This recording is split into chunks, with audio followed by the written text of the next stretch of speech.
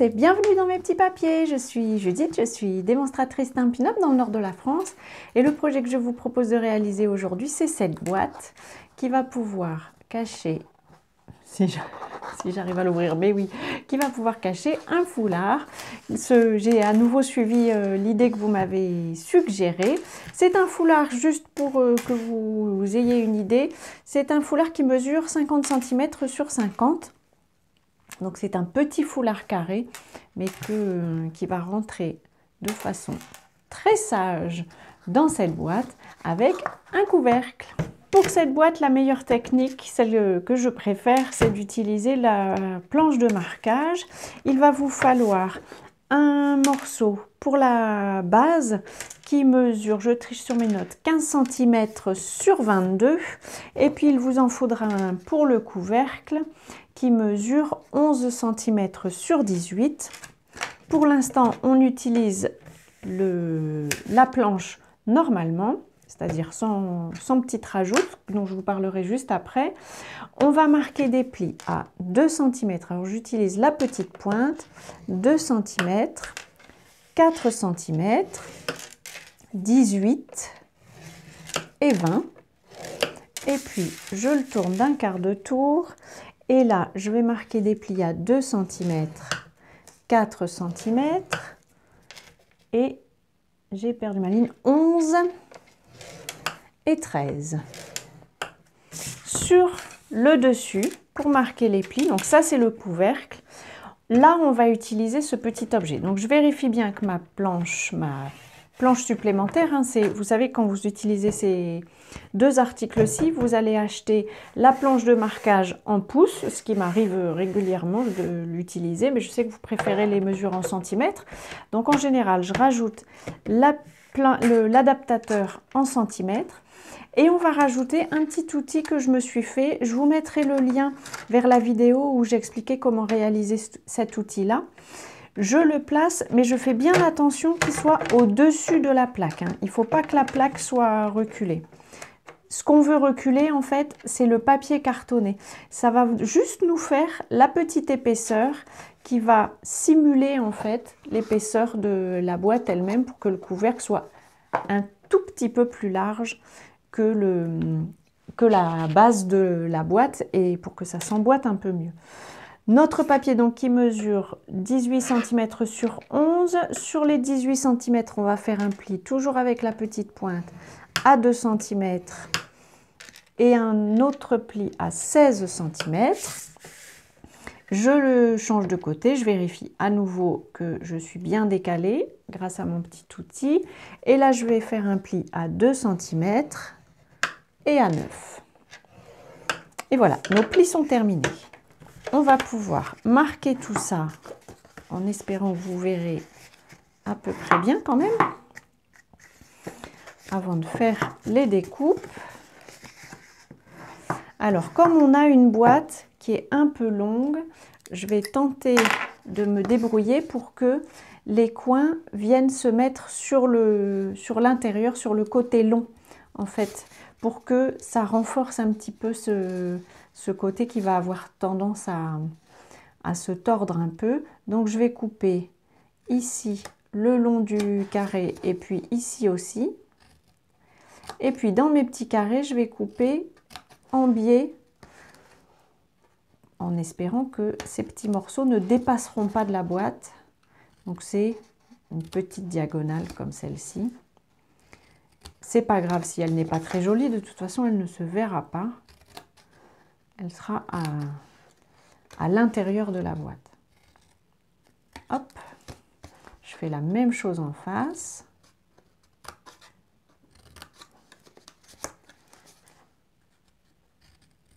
Voilà. Et puis pour la base, là c'est un petit peu plus compliqué puisque j'ai eu envie de faire une base avec des côtés rabattus pour donner un peu rendre la boîte un peu plus costaud. Comme elle est un peu longue, ça devrait permettre d'éviter qu'elle se torde. Pour la base, on va chercher de la même manière à ce que ces rabats-là viennent se mettre à l'intérieur pour donner un peu de stabilité à ce côté qui est un peu long. Et puis en plus, il n'y a pas la place sur ce côté-là héberger les deux longueurs. Donc je vais couper de la même manière que sur ma base, je vais couper le long de ces côtés-là. Ce sera mon repère. C'est mon premier exercice. Donc je coupe à l'intérieur du pli, hein, de ce côté-ci du pli. Sur ces bandes-ci, pour que la boîte se referme plus facilement, je vais couper comme ceci, un peu en diagonale. Un peu ou même franchement. C'est vraiment pour que le tout se glisse. Ben là, je l'avais déjà fait.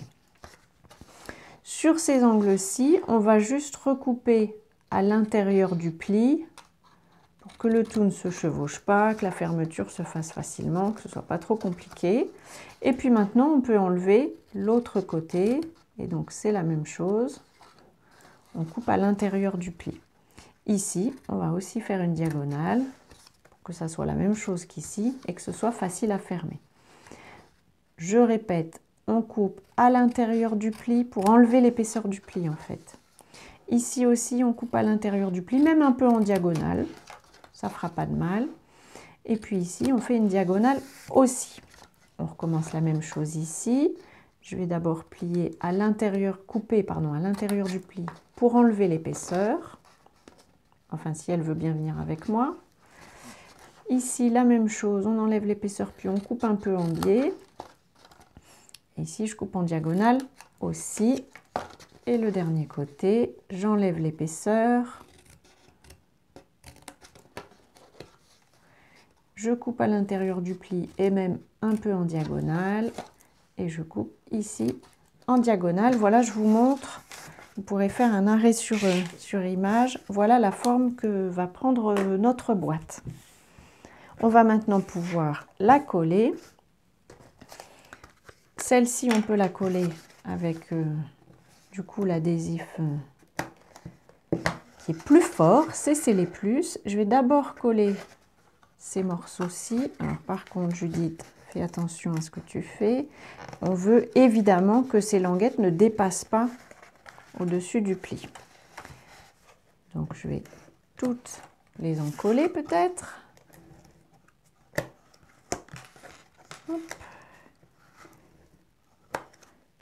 Et puis la dernière, j'aurais dû la faire avant. Hop.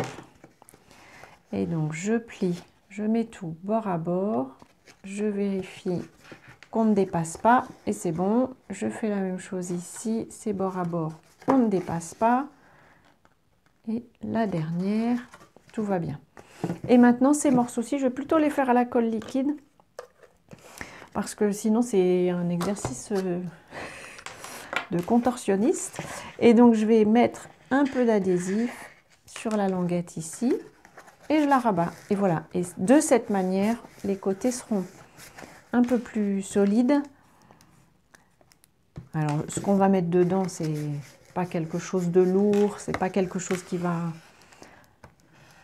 Surtout si c'est effectivement un foulard que vous mettez, c'est pas quelque chose qui va appuyer sur les bords et qui risque de déformer la boîte. Mais si jamais vous mettez autre chose, et puis même, je trouve qu'une boîte un peu solide, ça donne pas le même effet au destinataire, ça donne un effet de qualité quand même.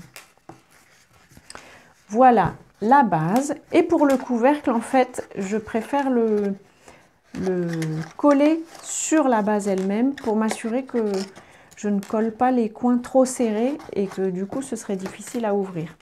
On va quand même aussi profiter de la perforatrice qui va me servir après pour l'étiquette, si j'arrive à l'ouvrir. Hop, ce sont des perforatrices qui sont un peu costauds. Et en fait, je vais utiliser le haut de ma petite étiquette pour faire une jolie ouverture. Ça me permettra d'ouvrir la boîte plus facilement, de la séparer plus facilement. De séparer plus facilement le couvercle de la base. C'est vraiment un petit effet de rien du tout. Si vous avez une perforatrice cercle, ça ira très bien aussi. Ça vous fera un petit onglet en fait. Et alors pour coller, là je vais peut-être quand même utiliser l'adhésif c'est scellé plus. Alors, le choix est difficile. C'est bien quand on peut s'assurer qu'ils sont bien positionnés, puis qu'on puisse éventuellement les repositionner. Je vais y arriver. Mais comme ça ne prend pas tout de suite, quand c'est de l'adhésif liquide, ça peut se déplacer. Donc, allez, je tente le coup avec vous de cet adhésif-ci. Donc, je le pose sur la boîte. Je vérifie ici qu'on est bien au bord. Je rabats un premier coin. Je me colle dessus. Donc, je disais, pardon, je rabats un premier coin. Et puis, je vais plier, voilà, ici, de manière à ce que ce soit bien en place. Je fais la même chose en face. Hop. Voilà. Et puis de ce côté-ci aussi. Je préfère cette technique-là parce que je suis sûre, voilà, s'il y a besoin d'un petit jeu, eh bien, ça va se faire tout seul. C'est la boîte qui va indiquer au couvercle jusqu'où il peut aller. Voilà. Et donc de cette manière, on a bien une boîte, hop, qui va pouvoir se fermer. Et un couvercle qui va pouvoir se poser sur la boîte sans difficulté. Hop, voilà. Ce couvercle, je vais quand même le décorer un petit peu. J'ai choisi d'y mettre le papier de série Design qui correspond au set de tampons. J'ai oublié son nom, mais il correspond au set de tampons Pensée Splendide. C'est la même collection. De toute façon, comme toujours, je vous mettrai toutes les références. Vous allez pouvoir, si vous êtes sur YouTube, vous allez pouvoir cliquer sur le lien qui se trouve dans la barre d'infos. Et puis, vous serez ramené tout de suite sur la boutique avec la liste des articles. Pour terminer la décoration, je vais lui faire une étiquette. Alors, j'ai pris une chute de papier blanc. J'ai choisi des images et un texte qui viennent du set de tampons Pensée Splendide. J'ai choisi d'utiliser cette illustration-ci. Je vais prendre de l'encre macaron à la menthe. Je vais, sur cette image, sur ce tampon, sur la place où je vais découper mon étiquette, je vais y arriver, je vais tamponner en deuxième voire troisième génération une illustration de cette jolie plante. Je veux vraiment juste qu'elle soit, qu'on la devine, qu'elle ne soit pas très forte. Et puis j'y tamponne le souhait plein de câlins dans la même couleur. Voyons voir si ça fonctionne. Mais oui, il est effectivement plus foncé. Et c'est ça que je cherchais. Je vais couper ce qui dépasse et qui va m'embêter. Alors, est-ce que j'arrive à avoir mon souhait? Pas trop à le placer, ça me va bien. Je vérifie juste que je suis à peu près droite. Ici, ça me va bien. Et hop! Et voilà, j'ai une étiquette, si elle veut bien venir. C'est coincé dans la perforatrice, voilà.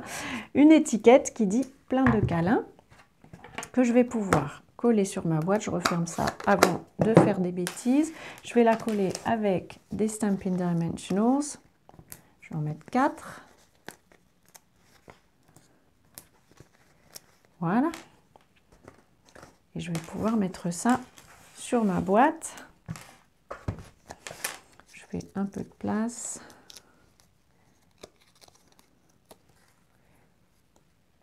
Oui. Et puis je vais le disposer ici aussi, comme sur mon prototype. Et voilà. Et donc ça vous permettra de placer le même genre de foulard. J'aime vraiment bien cette idée du foulard comme cadeau. Hop.